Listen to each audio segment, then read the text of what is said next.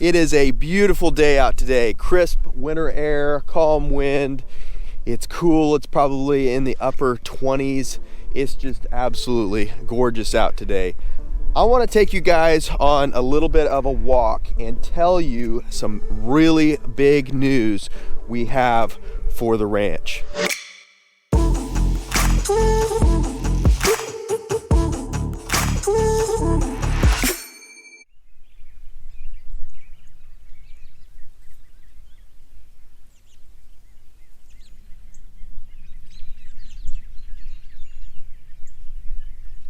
So I remember just over 5 years ago when Heidi and I bought this property. We came out of the title office with the seller that would have been my neighbor. And after we had signed everything for the 60 acres, he told me that he was actually thinking about selling his property.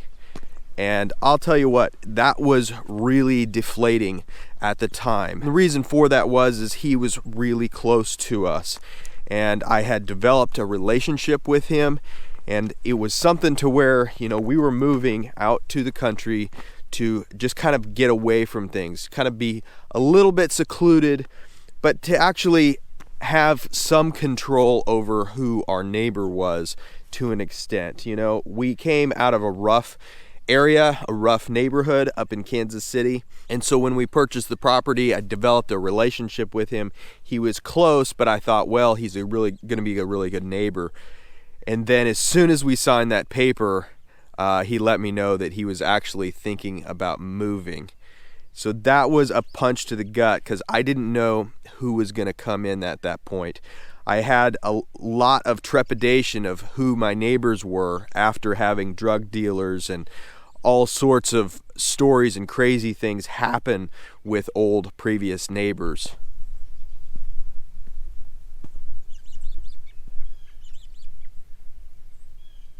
So shortly after we moved in, he is a licensed contractor. He started selling all of his equipment and preparing for when he was going to sell his property. And so, we kind of prepared ourselves for it and thought, well, this is going to happen, and I wonder who is going to come in. And then shortly after that, I would say probably 6 months to a year of moving in, after all of his equipment was sold, he started purchasing equipment again. So I went and had a conversation with him, and I said, I thought you were getting out of it and moving. And he said, well, honestly, he goes, I didn't know who was going to be moving in here, so I thought, we'll just move. And then after getting to know you, he said, kind of changed my mind. So we actually ended up just being close neighbors over the years. And that's gone on for the last 5 years.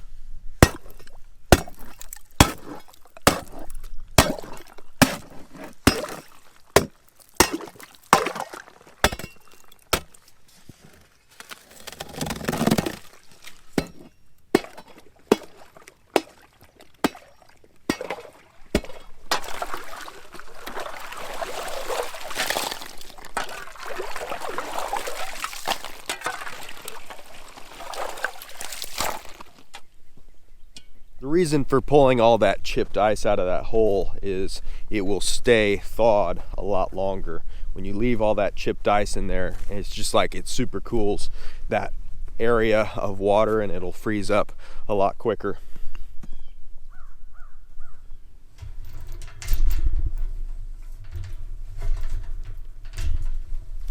So for the past 5 years, my neighbor has been over there. It's been a really good relationship.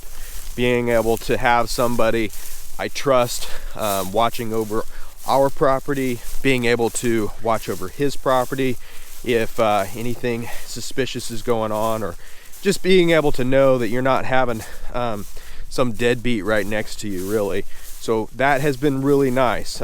He has come over and he's helped with the place, and he has done some things for us, some contract work and stuff. So it's been a really great relationship. And the thing that Heidi and I both knew is he's getting older. He is actually in his mid-70s. Does not look it at all. But he told me that once he gets to a point to where he feels like he's done and he doesn't want to do heavy machinery anymore, he does want to move from the property. He doesn't want to be able to take care of it. Well, Heidi and I have known that for a while. And so we've thought through, do we want to purchase the property? Do we want it to connect to our property? One of the tough things to think through for us was, do we want to steal from some of the money that we were planning on putting into animals and put it into that property? And so I've hashed over that for the last 5 years, and ultimately I said no, I don't want to. It's not worth it. We need to grow the ranch here first before we look at expanding into ground.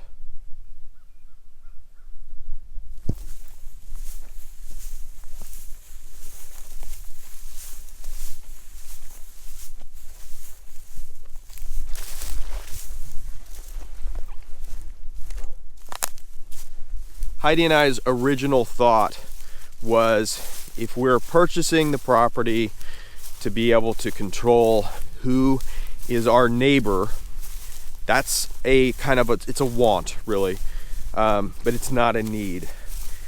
If we are trying to put the money into animals and we're trying to grow the ranch, that really is a need.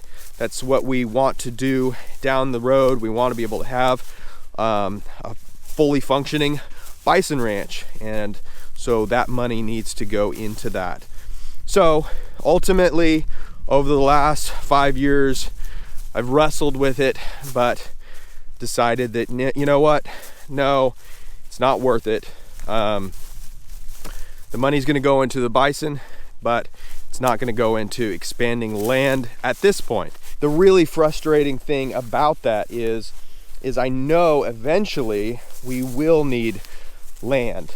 We will need to be able to expand.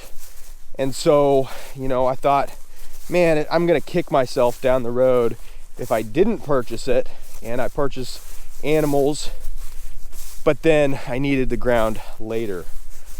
But then it sets you back from actually getting more animals. So it's just, I felt like I was whiplashed back and forth from that decision over the course of the last 5 years.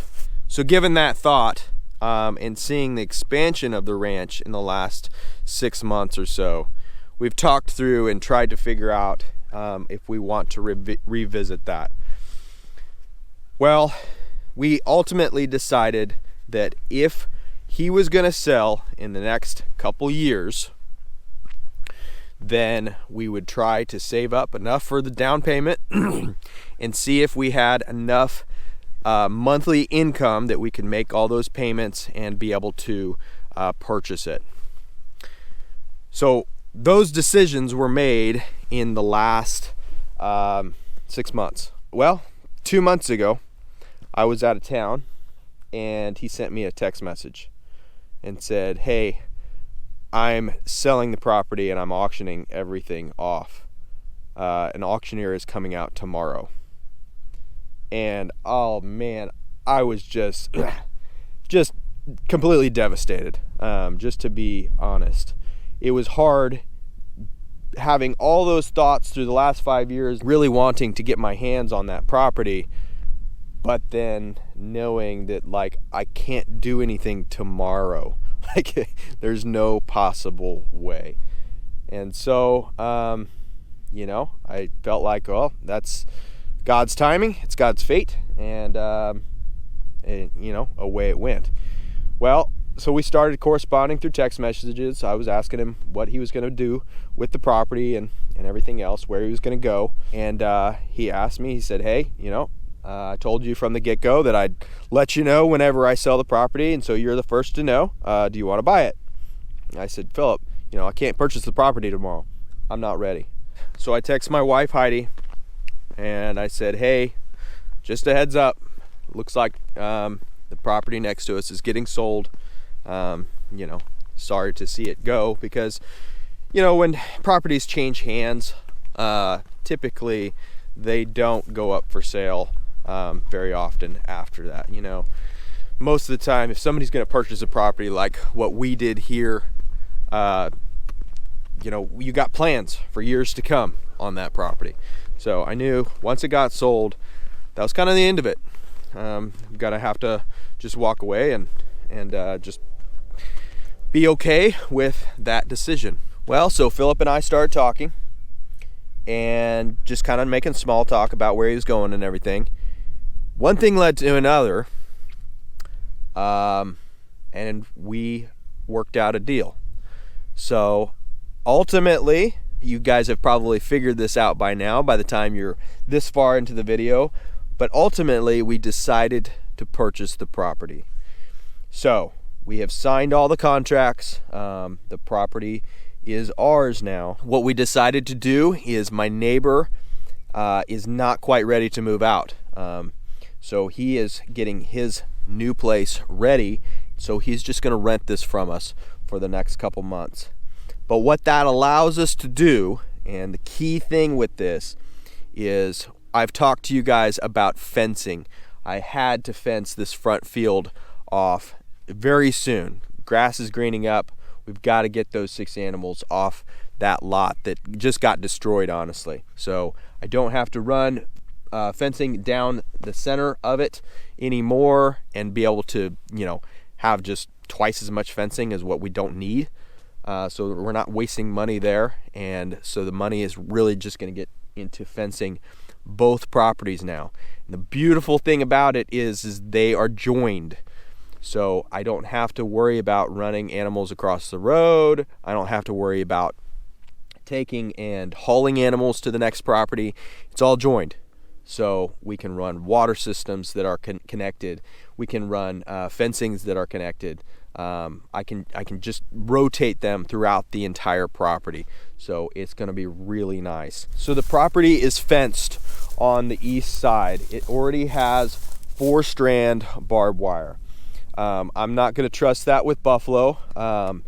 So what we're going to do, if you can kind of look down this line, it is a little bit crooked.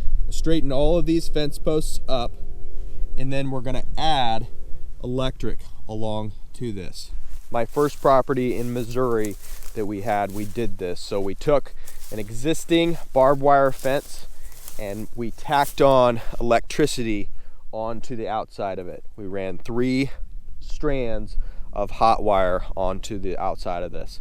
I got to make the decision how many strands of hot wire I want to run. So this will be barbed wire and electric. The barbed wire will mainly act as a visual, and the electric will really be what keeps them off the fence. Some people might say, hey, why don't you just add on some more barbed wire to that instead of a 4-strand, maybe just do a 6-strand or something like that. That's fine. I am not a big fan of running buffalo in barbed wire, so that's why we do electric. Electric for me is a lot more effective. Problem with buffalo is their hide and their coat is so thick that a lot of times it won't even penetrate, this bar won't even penetrate through to their skin. So fail safe, electric always works as long as it's up and running. So they respect it a lot better, and everybody's got their own opinion, but that's mine.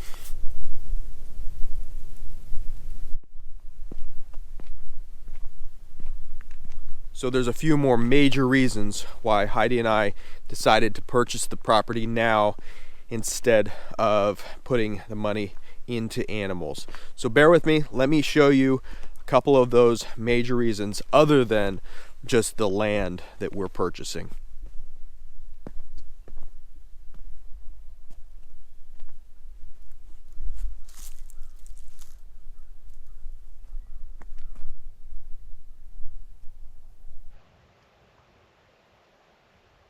Ultimately, when you're trying to run a ranch, you need water. You need a lot of it.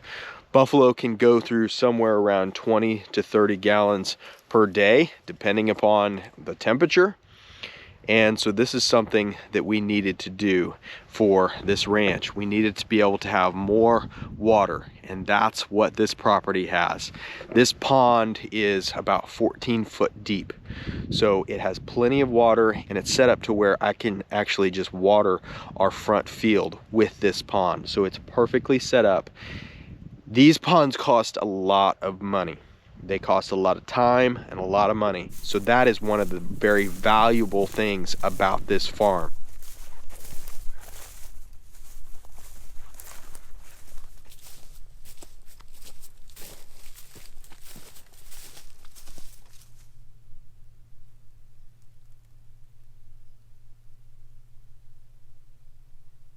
So far the fence line actually doesn't look too bad. I'm trying to do an inspection of it to see if we need to come in and straighten up posts or clean out all the hedgerow and everything else.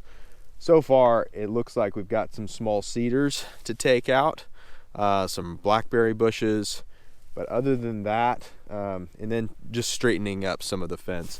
Other than that, it looks like I can just come in and start tacking in hot wire. So that will be nice. This is the main fence row that we are going to be worried about. Everything else, the back and then the front, I need to take out the front, but that's all connecting to our property. Yeah, see this back fence row? It is nice and clean. Hardly anything needs to be done to this. That is beautiful there. This fence row here, that's what needs work.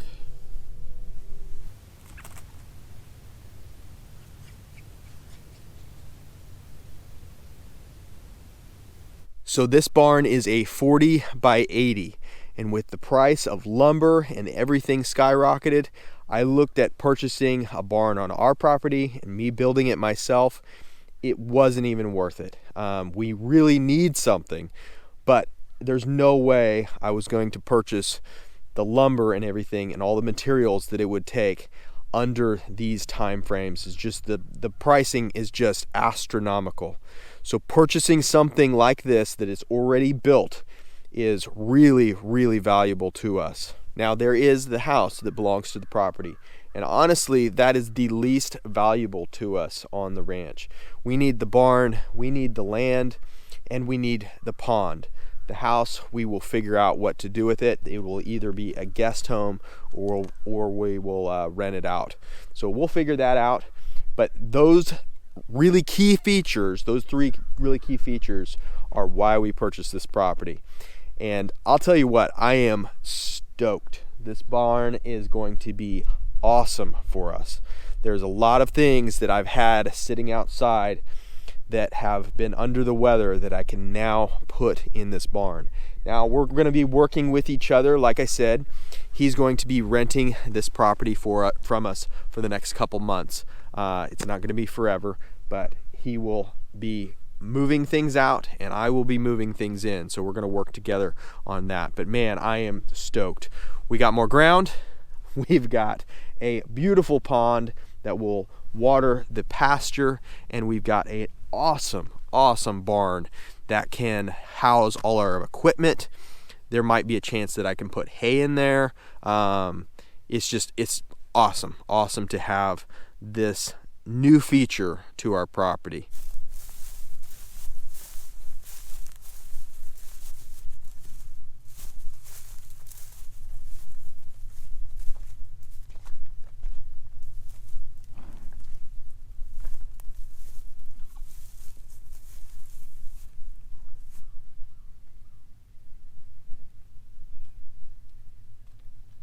So I know you're going to ask, if we're purchasing this property over here, are we going to be getting more buffalo? And the answer is yes. So we've got that worked out. We've got arrangements to get more animals, and that's going to be a process. But first things first, we've got to get this property over here ready for these guys. I want to get these guys off this ground, and I want to put them on this field by spring. So we've got a fence. Not just this field anymore. I like making work for myself. We've got to fence that field over there and way back there. So there's so much more we've got to do. So thank you guys for watching. We appreciate you joining us. Hopefully you guys have enjoyed this type of video a little bit different. Tried to keep a little bit less music and a little bit more just sounds of what's actually going on. Leave a comment down below. Tell me your thoughts of how you like the format of this video, and leave a thumbs up if you liked it. So thank you guys for watching. We'll see you next time.